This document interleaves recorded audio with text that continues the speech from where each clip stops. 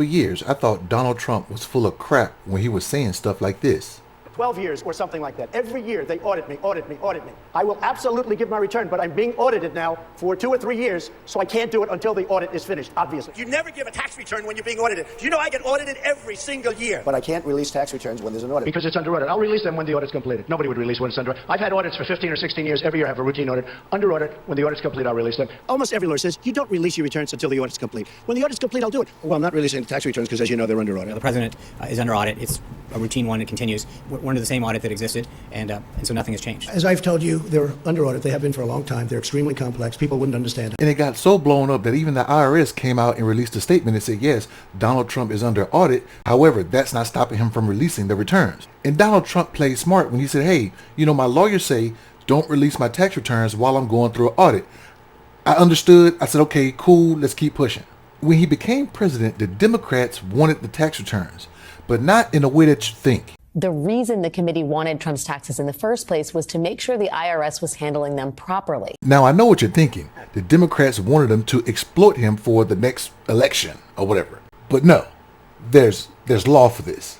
In 1977, after the Nixon tax scandal, Congress passed a law requiring all presidents to have their taxes undergo a mandatory audit by the IRS. And I'm not going to get into the Nixon scandal.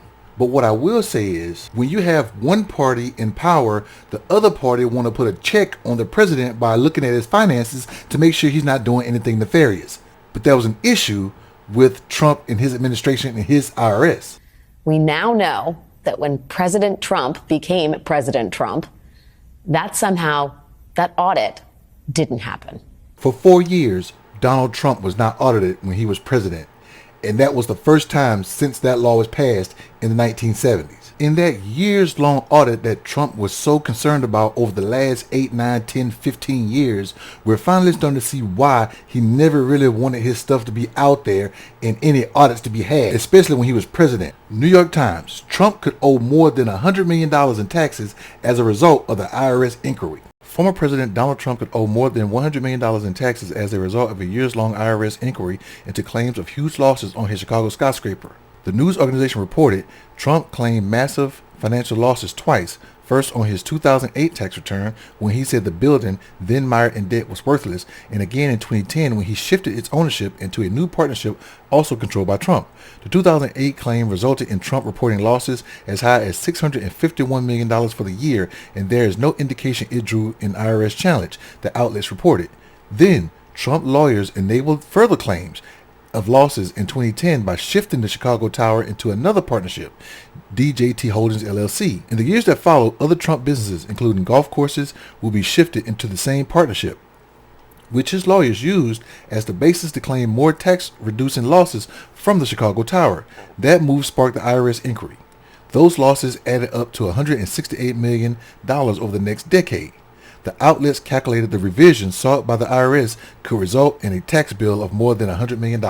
That's an additional $100 million that he got to pay the IRS on top of the $90 million he got to pay E. Jean Carroll, on top of the $500 million he got to pay Letitia James in the state of New York, on top of the $75 million he's already paid his lawyers, on top of the additional $100 million he may need to continue to pay his lawyers, on top of all the other debts that he owed from other banks like Credit Suisse Boston and Deutsche Bank and all these other different banks that he owed money on the loans that he took out for those businesses. On top of stealing money from the RNC so he can run for president and take money from candidates who are trying to get in Congress and get his MAGA agenda going.